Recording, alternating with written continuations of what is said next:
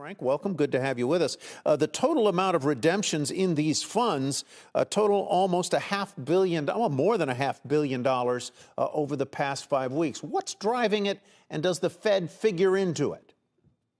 It absolutely figures into it. As you said last week, we saw a record $73 million worth of outflows according to CoinShares. And it's important, though, to keep in mind the backdrop of these outflows. 2021 was a massive year for crypto products, crypto structured products overall, with billions of dollars of inflows. So considering that the market is kind of nervous and has some anxiety about raising rates from the Fed, I'm not surprised that we've seen a bit of outflows, a bit of a correction in terms of the amount of money pouring into these liquid crypto products.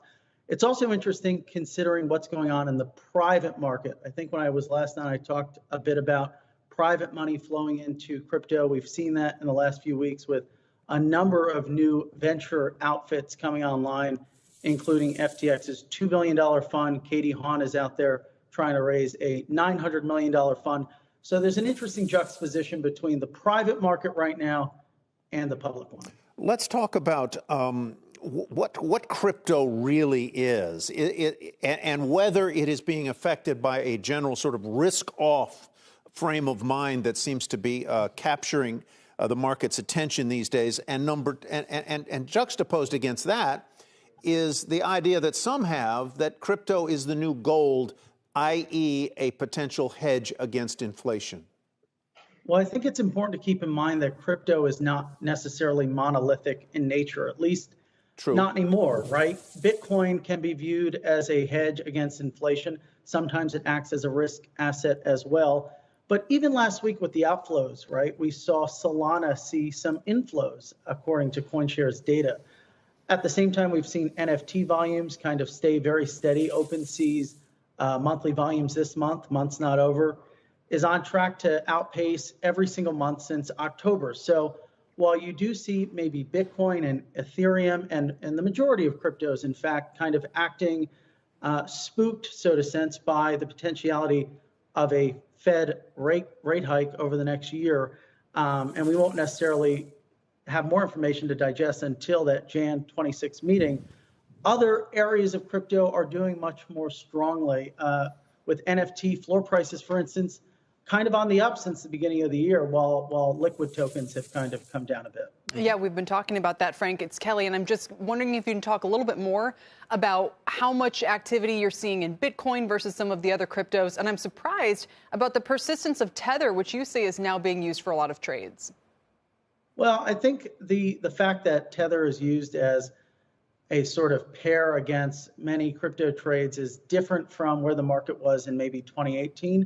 And it kind of speaks to the decoupling of Bitcoin maybe from the rest of the market, right? So a lot of trading pairs are paired against Tether and not so much Bitcoin. So that allows for these divergences that we see within the market. Typically, you know, if you rewind the clock to 2018, if Bitcoin was going up, everything was going up. If Bitcoin was going down, everything was going down.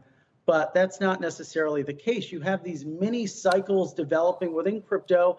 So while Bitcoin may be coming down in one cycle, you might have NFTs coming up, or algo stable coins coming up, or DeFi coming up. So it's not sort of in lockstep as it once was. And it makes it more interesting to cover. Right, but it also makes it harder for investors, Frank, who are trying to figure out, okay, you know, if Bitcoin was all the rage because it was sort of, you know, the main way to play crypto for the last couple of years, but the market is now fragmenting. What do you think that means for its value over time?